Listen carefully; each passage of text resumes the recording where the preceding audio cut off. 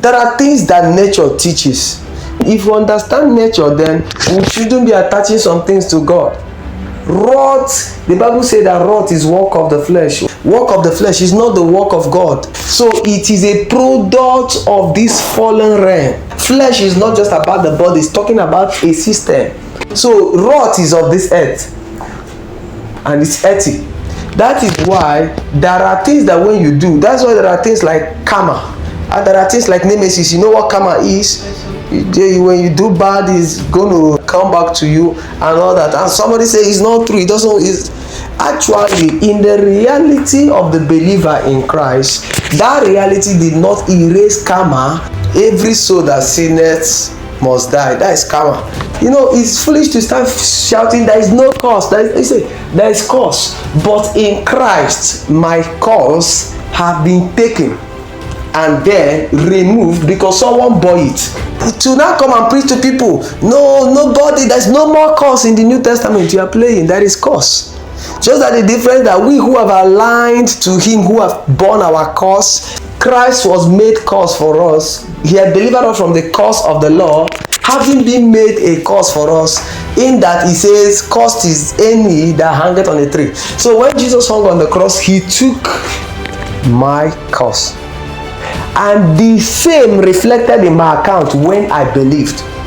I find it, a bit careless when people just preach away some reality. You get what I'm saying now? Yes. Like, there's nothing I do in my life that I do with a sense of wrath or I do with a sense of fear. I tell people I don't serve in my church because I'm scared that God is going to slay me. I don't talk against men of God. I'm not because I'm scared that God is going to kill me. My response to all the conduct I keep, first of all, primarily is for love. Now, if I talk against this man of God, whether or not whatever I'm saying is true, what is going to be the impact on him? That is how love thinks. I will not hurt him. Will it keep him awake, thinking and crying? I will not say it then.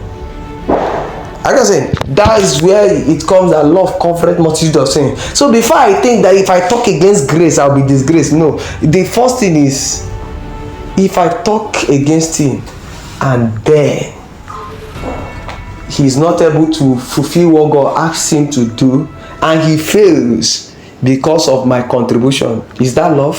So my response first is love.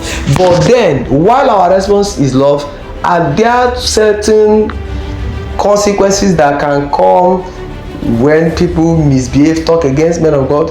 Actually, yes. You say God is doing it, is a structure.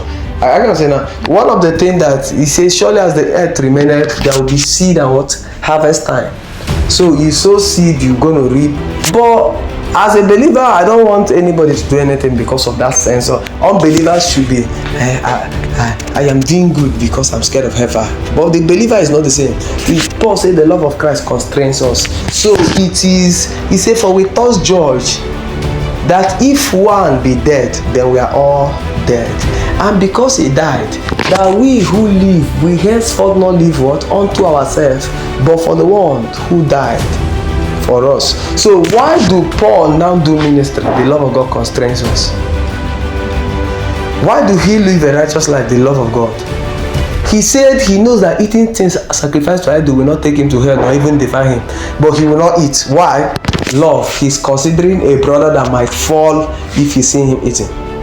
But now another person will say, I'm not going to eat things sacrificed to idol. I don't want to go to heaven. He has the sense of wrath. That is how unbelievers think. Are we on the same page now? So what led me to